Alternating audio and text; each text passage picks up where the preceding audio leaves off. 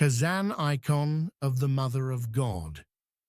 On November 4th, which is October 22nd on Julian calendar, the Church celebrates the icon of the Mother of God, found in the town of Kazan, after the town burnt in the year 1579. Kazan was one of the political centers of the Golden Horde. It was populated by the Bulgar and Kipchak peoples and was repeatedly ravaged by the Mongols, but at the breakup of the Golden Horde, Kazan became the capital of the Kazan Khanate under Khan Ulu.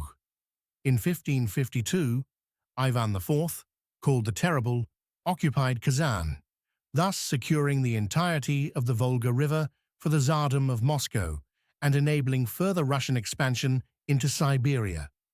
In 1579, a great fire burnt half of the city. Soon after, a 9-year-old daughter of one of the Russian soldiers stationed in Kazan saw the Mother of God in a dream and was shown the place where the icon could be found. The girl and her mother dug in the place shown in the vision and indeed found the icon, which was carried to the city's cathedral, built earlier by Ivan IV. A copy of the icon was immediately commissioned and sent to Moscow, where it arrived in the same year. When Tsar Ivan learnt the story of the finding of the icon, he ordered that a church and a convent be built at the place where the icon was found. Both the girl and her mother later became monastics at the new convent.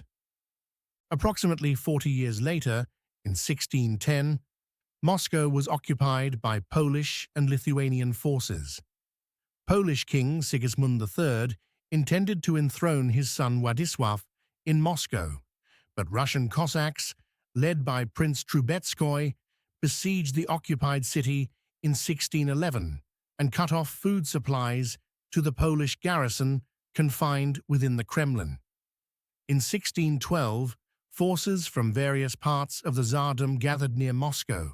Among them was a contingent from Kazan, which brought a copy of the Kazan icon of the Mother of God.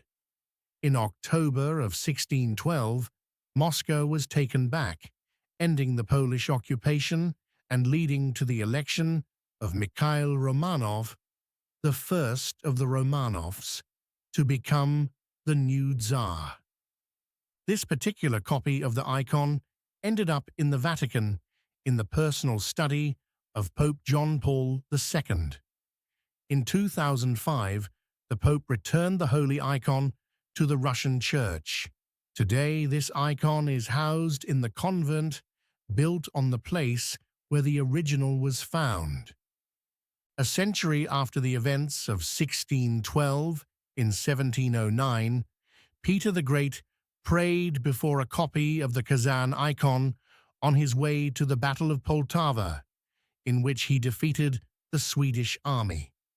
Another century later, in 1812, a copy of the Kazan icon was with the Russian forces when they achieved the first major victory over the Grande Armée of Napoleon Bonaparte.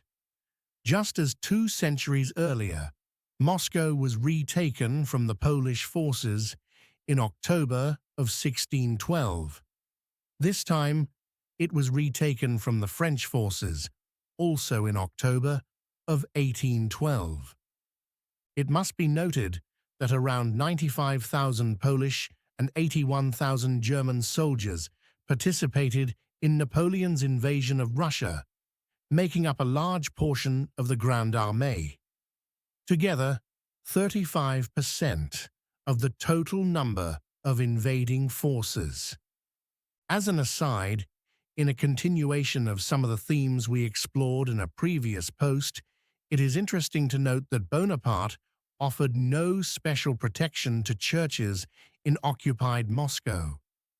The French army severely damaged many of them, looted gold and precious religious objects, used wooden objects as firewood, and even turned some churches into horse stables and barracks for soldiers.